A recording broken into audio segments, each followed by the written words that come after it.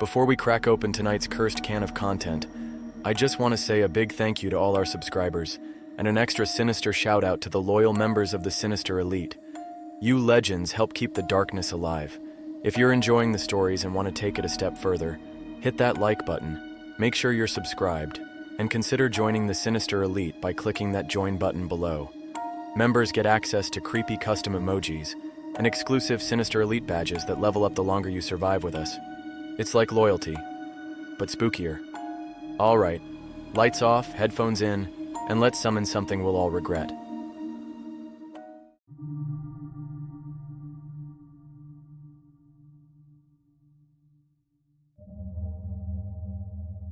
You ever worked in a thrift store?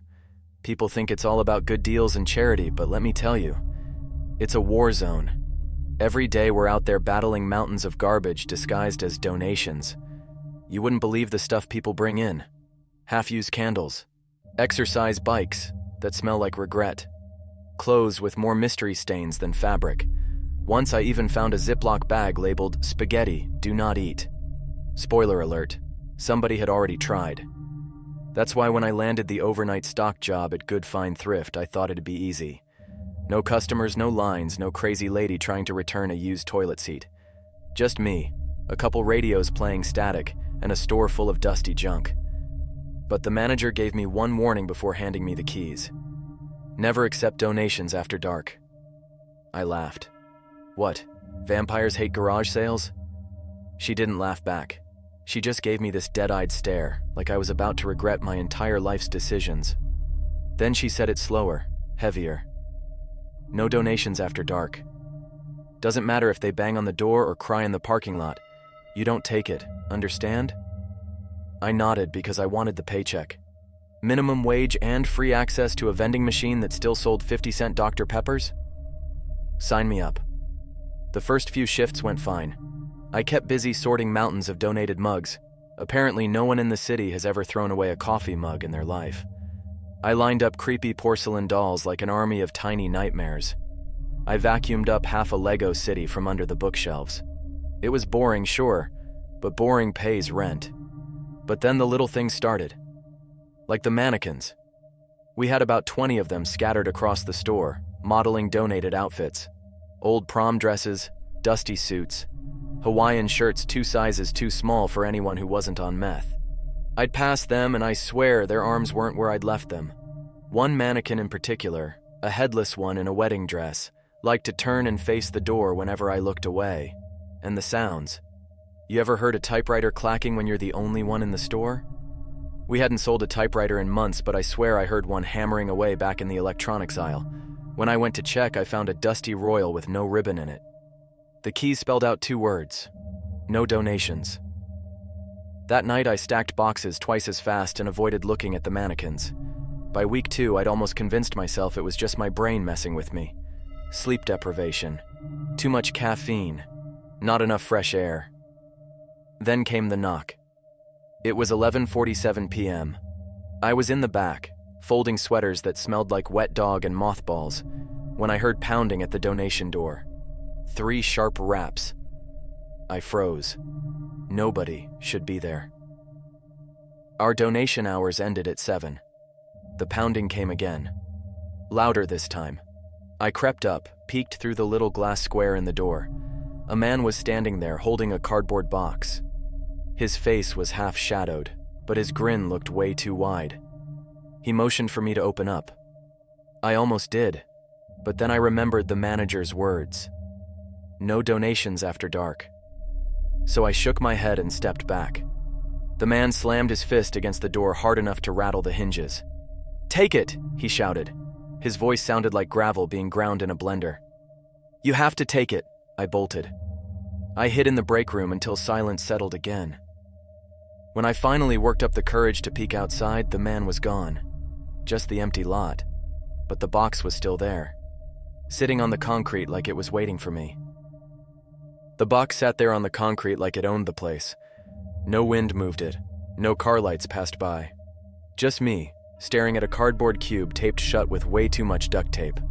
I told myself I wasn't going to touch it. I repeated the manager's warning like a prayer. No donations after dark. So naturally, 10 minutes later, I was dragging the damn thing inside with a broom handle like some bargain bin Indiana Jones. Listen, I'm not proud. Curiosity kills more than cats. I set the box on the sorting table in the back. The duct tape wasn't just wrapped, it was layered. Someone had gone full paranoid dad level, like they were trying to keep raccoons, burglars, and the IRS out all at once. I grabbed a box cutter. The second I sliced through the first strip, the air changed. The humming fluorescence overhead flickered, and the temperature dropped like somebody had opened the walk-in freezer. Inside, there were 3 things. A porcelain doll, pale as chalk, with glassy eyes that didn't quite look forward. Its dress was old, yellowed lace. A cracked hand mirror with a brass handle, the kind you'd expect your great-grandma to keep on a vanity. A stack of Polaroids rubber-banded together, edges curled and yellowed with age. I didn't want to touch any of it. In fact, my body screamed, "Do not touch this crap." But my brain said, hey, minimum wage doesn't come with health insurance anyway. Might as well die of cursed doll syndrome. I picked up the doll first. Its eyes seemed to follow my hand as I set it on the shelf. The porcelain was ice cold, like it had been sitting outside in December instead of September. Next, the mirror. The glass wasn't just cracked. It looked like spider webs had been etched across it. When I tilted it toward myself, I didn't see my reflection.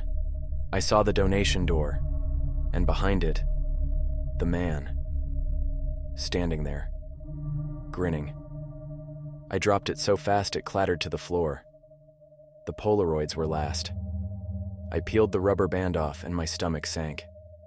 Each photo showed the inside of the thrift store. Not modern day, though. Old shots, like from the 80s. Same aisles, same mannequin stands, but older merchandise. And in every photo, there was the same figure. A headless mannequin in a wedding dress. I flipped faster. 1 picture per year, almost. Different clothes, different layouts, but always that mannequin. Sometimes it stood near the registers, sometimes in the furniture section. In one, it was by the break room door.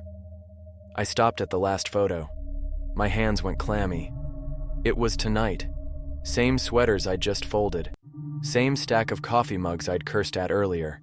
And in the corner of the photo, a blurry version of me, holding the Polaroids. The lights above buzzed louder. I looked around the room. The wedding dress mannequin wasn't where I'd left it. It was standing 3 feet behind me. I didn't breathe. I didn't blink. I didn't move. The mannequin stood there in that dusty lace wedding dress, headless, arms bent at angles like it was frozen mid-step. Plastic fingers curled slightly, almost like they were reaching. I told myself it had always been there, that my brain was just fried from too many 50-cent Dr. Peppers. But then I remembered. I'd seen it across the store earlier, near the front door. No way it could have just walked back here. The Polaroid slipped out of my hands and scattered across the floor.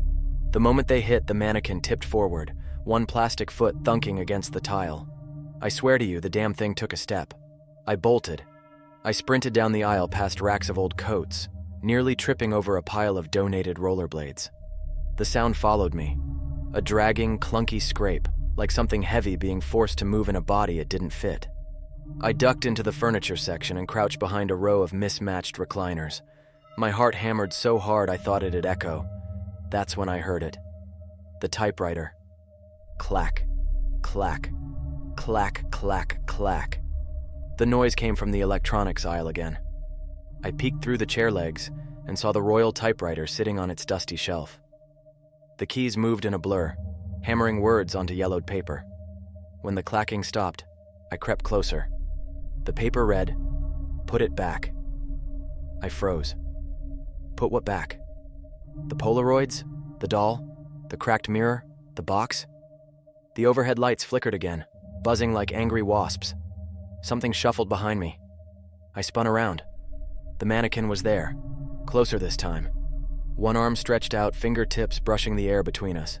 The other hand clutched something, the cracked mirror, and in the jagged glass I saw myself. Not crouched in the store, but standing outside at the donation door, that too wide grin plastered across my face like the man who left the box. I staggered back. My foot caught on a pile of VHS tapes and I hit the ground. The mannequin lurched forward, dress dragging, mirror shaking in its grip. The Polaroids on the floor rustled as if caught in a breeze. One fluttered right up to me. I picked it up with trembling fingers. It was another photo of the store. Fresh. Tonight. But this time, the mannequin wasn't in it.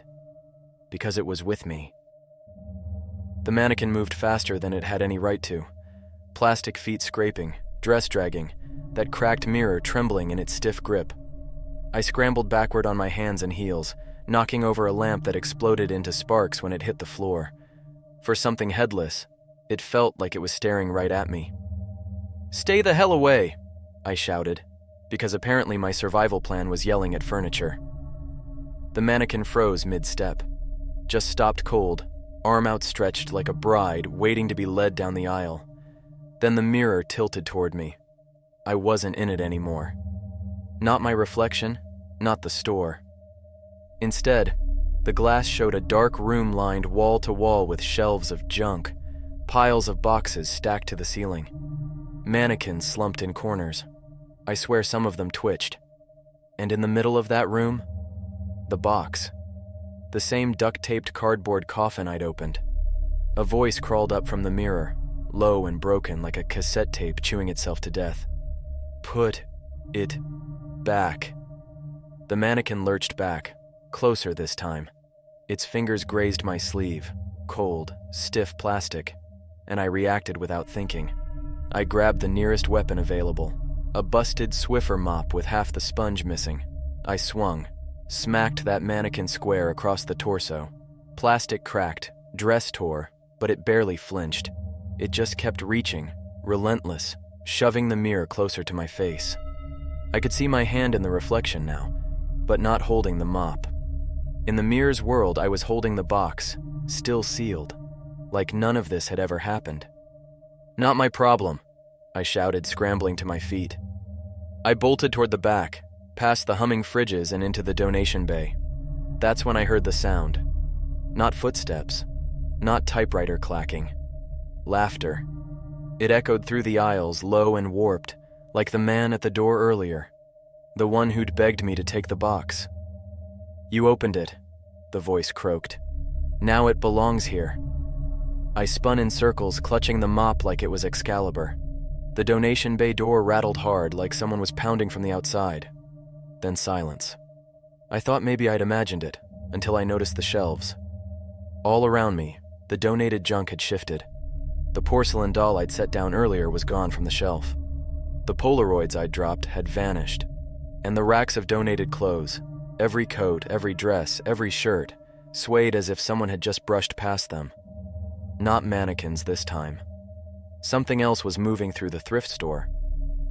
The rack swayed harder, like invisible hands were rifling through every hanger. A dozen cheap plastic coat hangers snapped in unison, the sound sharp as breaking bones. Then came the whispering.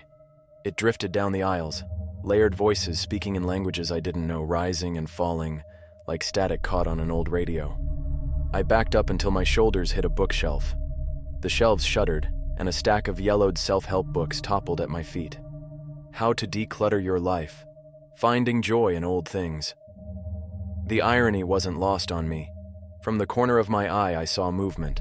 The porcelain doll.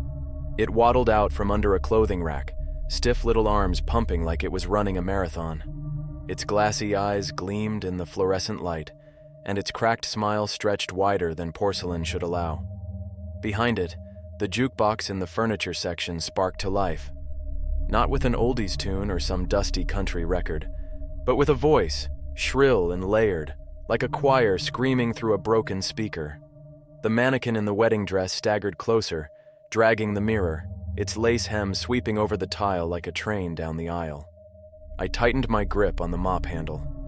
"All right," I muttered to myself. "Thrift store fight club. Let's go." The doll lunged first, letting out a hiss that didn't sound like any toy I'd ever heard. I swung hard, connecting with its porcelain head. The thing exploded into shards. But before I could celebrate, the shards skittered across the tile and reformed into the doll's face again, smiling wider than ever. The Polaroids fluttered down from above, raining like dead leaves. They slapped against my chest, my arms, my face. Each one flashed an image the instant it touched me. Me screaming, me running, me dead on the floor. I tore them off and stumbled backward into the mirror. The cracked glass lit up like lightning. My reflection grinned back at me, not scared, not desperate, just smiling like the man at the door. The mannequin shoved the mirror toward me, closer, closer, until the cracks looked like veins spreading across my own skin. Then the voice came again, crawling up from every aisle at once. You opened it. Now you keep it. The shelves rattled. Toys fell, their plastic eyes glowing faintly in the dark. Clothes twisted and knotted themselves into shapes that looked far too human. Shoes clattered across the floor like a stampede. Everything donated that night was alive. I bolted, shoving past a tower of lamps that crashed in a rain of glass. I sprinted for the front of the store, past mannequins that twisted their torsos to follow me, past the doll that was already piecing itself back together. I hit the front doors hard, locked, chained, unmovable. Behind me, the whispers rose into screams. The whole store surged like it was breathing. And then the wedding mannequin's cold hand clamped down on my shoulder. The mannequin's grip was ice-cold, stiff plastic digging into my shoulder. I thrashed, swinging the mop like it was a broadsword, but the mannequin didn't let go. It dragged me backward toward the donation bay, cracked mirror wobbling in its other hand. The jukebox screamed louder. Toys chittered. Shoes clattered across the floor in a mad shuffle. Clothes twisted themselves into faceless figures. The whole store was alive, every cursed thing surging toward me.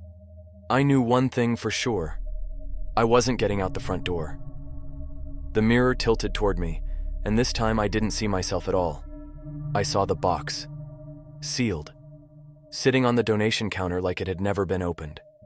The voice snarled through the air, louder now, the sound vibrating in my bones.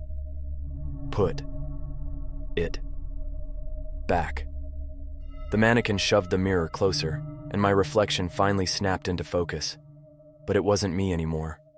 It was that man from the parking lot, grinning with two wide teeth. My lips stretched against my will, my cheeks aching as my face mimicked his smile. No, I hissed through clenched teeth. Not me. Not today. I jammed the mop handle into the mannequin's torso, wrenching it back just enough to break free. Then, I bolted into the donation bay. And there it was. The box. Sitting on the counter. Perfectly taped shut again. I stopped dead. I hadn't touched it. I hadn't sealed it. But it was waiting for me. The door behind me rattled as the cursed junk surged closer. Polaroids rained from the ceiling. The doll crawled on all fours, shards clicking together like bone joints. The mannequin's dress dragged closer, dragging me with it in the mirror's reflection. I had one shot. I grabbed the box, heaved it toward the rolling bay door, and with everything I had left, I kicked the latch open. The night air rushed in like salvation. The box hit the pavement outside. The screaming stopped. Dead silence. I stood there panting, mop still clutched in my sweaty hands. The mannequins froze mid-step. The doll toppled like a broken toy. The jukebox went quiet with a pop of static. Clothes slumped to the floor like deflated balloons. Everything went back to being junk. I staggered out into the lot. The box was gone. Not sitting there. Not in the shadows. Just gone. By the time morning rolled around, I was waiting in the parking lot with my resignation note scribbled on the back of a Thrift receipt. The manager showed up, sipping her coffee, and barely glanced at me. You opened something, didn't you? She asked flatly. I just nodded. She sighed, unlocked the door, and muttered, That's why we don't take donations after dark. I never went back to Good Fine Thrift. But sometimes, when I drive past the store at night, I see a man standing by the donation door, grinning, and there's always a box at his feet.